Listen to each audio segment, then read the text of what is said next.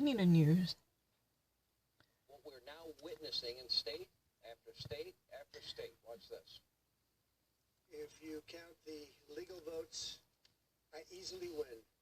If you count the illegal votes, they can try to steal The the election. election from us. If you count the votes that came in late, we're looking at them very strongly, but a lot of votes came in late. There are now only a few states yet to be decided in the presidential race. The voting apparatus of those states are run in all cases by Democrats. We were winning in all the key locations by a lot, actually. Really? The numbers started miraculously getting whittled away in secret, and they didn't allow legally permissible observers. Now, if you So if you were listening to President's testimony, it's really interesting. All of a sudden, he actually, won majority of key locations by huge margins, according to his testimony. But the problem is, Democrats are still willing to tally up these votes that were technically late, much, behind the schedule. They were never in the first place been counted.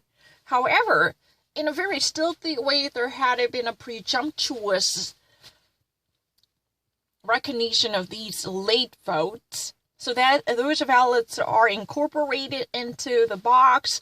So eventually, these margins are getting smaller and smaller, just like, with the tiny piece of wood is being whittled away. It's really kind of getting diminishing every single day.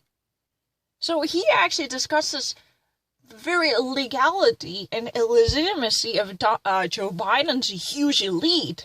So, this is really the case we are witnessing in the state by state, according to Sean Hannity. Sean Hannity states that this event is taking place state by state, from East Coast to West Coast. Every possible state already could face this problem. To what extent we can actually give a legitimacy to these ballots? That's really the question on the table right now. And President Donald Trump just suggests that he's been disadvantaged by the system because there has been very noticeable and conspicuous efforts to steal the election away from him.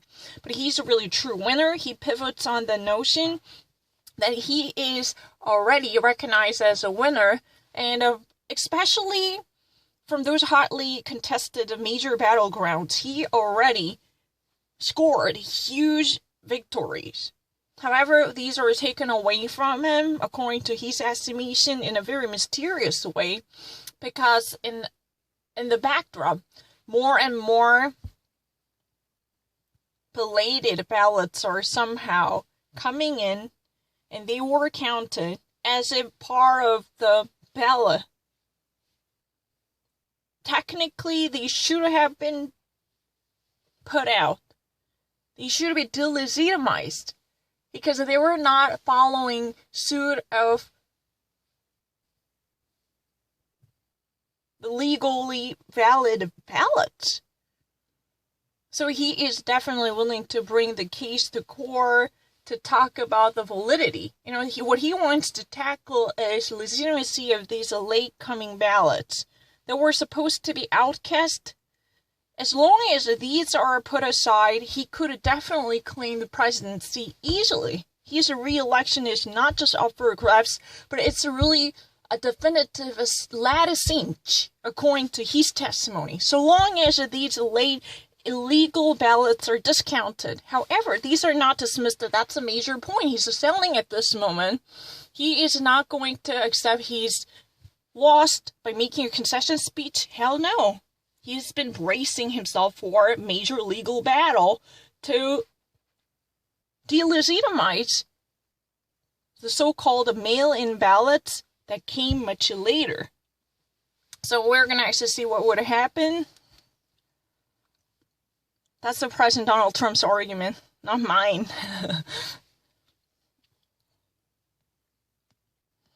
President Trump and the Republican Party. Listen to how one poll watcher described the scene. Take a look. Supposedly observing, but we can't see. We're further away than I am from you all here. At least 100 feet away from open ballots. Go back out of our sight. We can't see them. We don't know what's happening to them. It's just, there's no way for us to meaningfully observe the process from where they have us. Okay. So right now, Donald Trump takes legal action against the Philadelphia Election Committee because there has been suspicion legitimately propelled by an election observer from the Republican Party.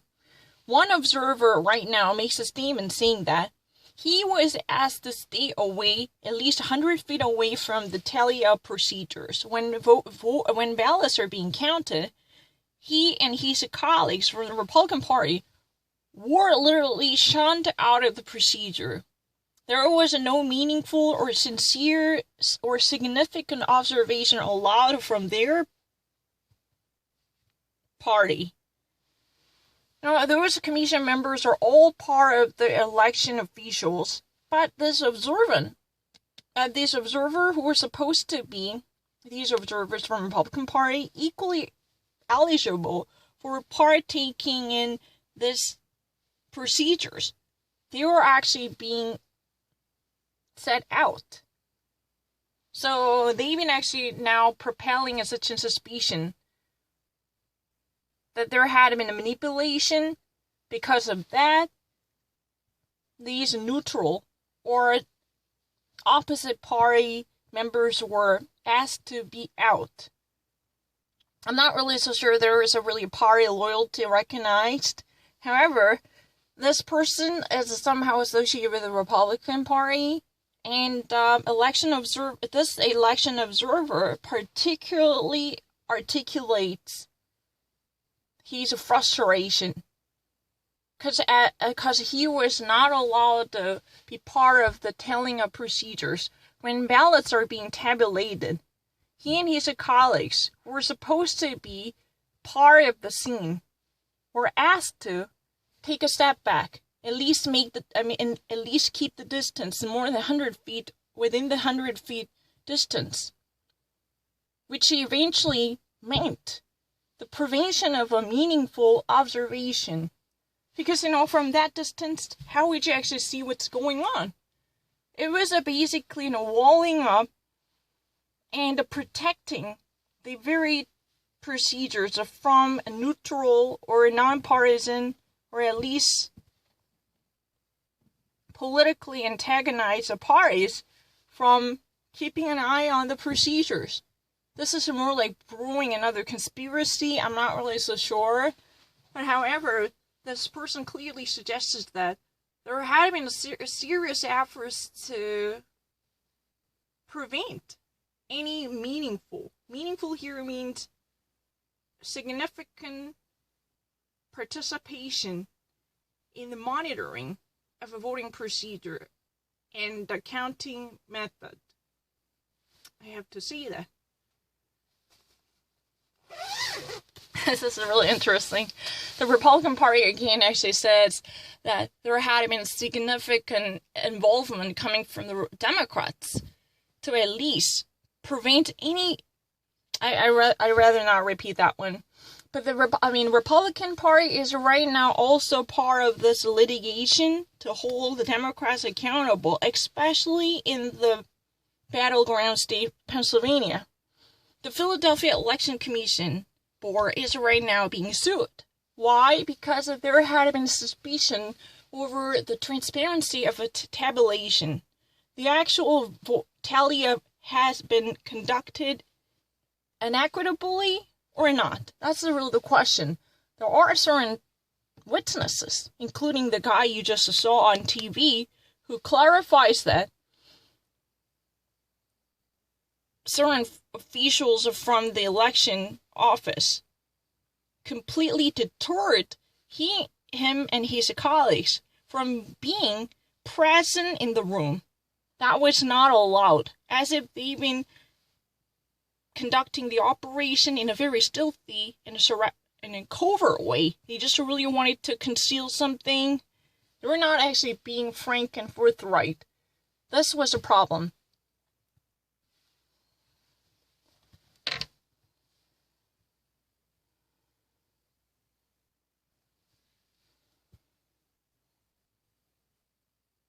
You see corruption riddled Philadelphia that they're willing to do anything without any oversight as breaking the law? Because now Philly is still counting votes without any legitimate oversight whatsoever. No transparency, no accountability, and we, the American people, should be very concerned. Take a look. They have refused to let us have a meaningful view of the vote count. They have continued to count the votes because they have done nothing else, but they are not letting every legal vote count. They are So right now, Payne Bondi and Corey Lewandowski announced that they're will to litigation in request of injunction against the Philadelphia's election committee. They just really want to obtain a court order to put an end to this illegal tally up happening right now. I don't really know how you actually think about issue, but one thing for sure is the Republican Party is right now disgruntled with the Philadelphia's handling of the voting and tallying up because of the way they count the ballots are being conducted at this moment. Even at this moment, the minor procedure, which it could have made the total difference, is going on. However, there is no oversight and no overhaul. Any type of a neutral third party from the oppositional party can partake in.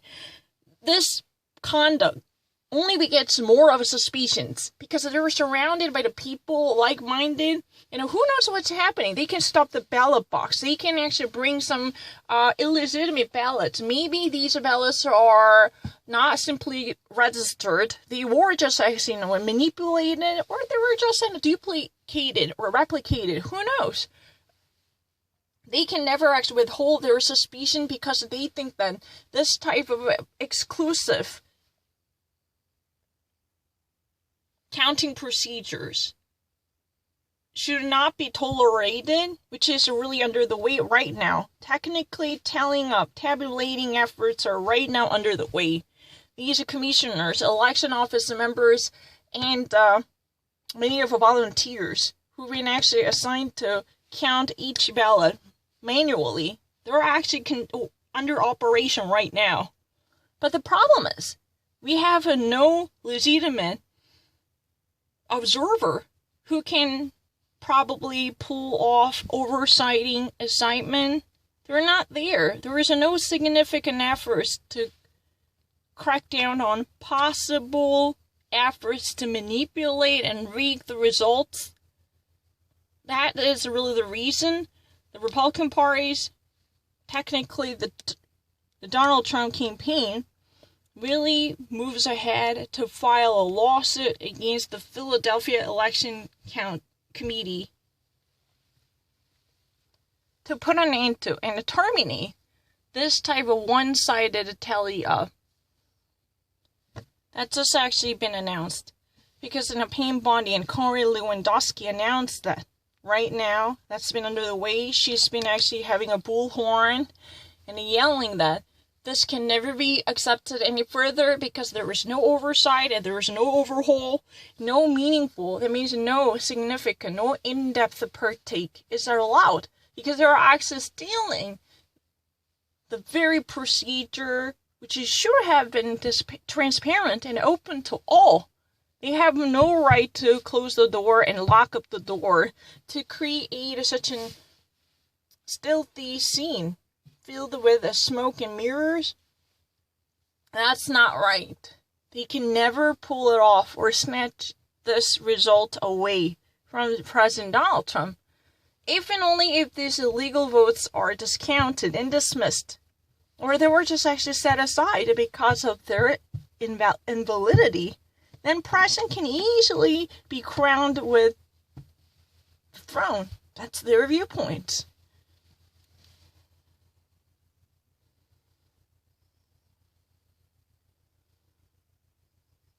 This is where the balance. And our response was, well, it's election night. That's why we're here. You guys are obviously counting ballots. And it was unique because they said they had an hour and a half left of counting to do. And an official came out, was kind, and access to signed documents, and a few moments later we were asked to leave. Well, I find it ironic we were asked to leave within 10 to 12 minutes when they said they had an hour and a half kind of left to do.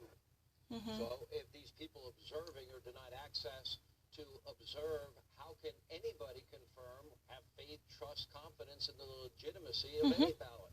So this is really a sharp contrast. If you ever actually turn on CNN, those panels are actually pivoting and the petitioning for the trust in the system. You know what? You have to have a faith in the pillars of our democracy. Those nuts and bolts, the founding materials that have been actually supporting the fundamentals of our democracy, the right institution. On which it is built is really stabilized and reliable. That's what has been said. But it's a quite different message. Sean Hannity just says that more and more vote observers, just like him, throughout the nation, come out to say they were excluded from observing the procedure underway. Then how can we even actually have a faith in the transparency of the tally up? How can we actually guarantee that there is a legitimacy? This is really ridiculous. If you ever want to keep the institution and the procedures, they're all very important beacons of democracy, secure and clear, then you have to include the opposite party or antagonist who might not actually favor your opinion, but you have to actually let the guard down to have them present in the room where the major operations are underway. That's really the argument. But, this guy from Nevada, a vote observer, truly testifies that. It's not my opinion. He says that 10 or 20 minutes later, he and his folks were asked to leave the room as quickly as possible, even though there was 1.5 hours to go. Further, there had been many more to be fulfilled, but in the midst of the procedure, nearly on the onset of the major operation, they were asked to empty out the room. They were asked to be absent. So they feel something suspicious going on even at this moment. Because especially in Pennsylvania, this counting is still happening. This is still ongoing event. It is happening. It is taking place. It is rolling, unfolding in front of your very eyes. But the problem is, it's been done in a surreptitious way, so no legitimate observers can claim their stake in the procedure by cornering a seat. That's really unfortunate from the Republican Party's perspective. Why would they hide this legitimate procedure from an entitled observant? These people are legally entitled to be part of it as election observers. So why would they are denied? That's really the question. Election observers are really inspectors who've been actually, invited to oversight the entire procedure of counting. When each ballot is being counted or manually tabulated. Tabulated means they're just actually being added. Oh, one more for Joe Biden, like this.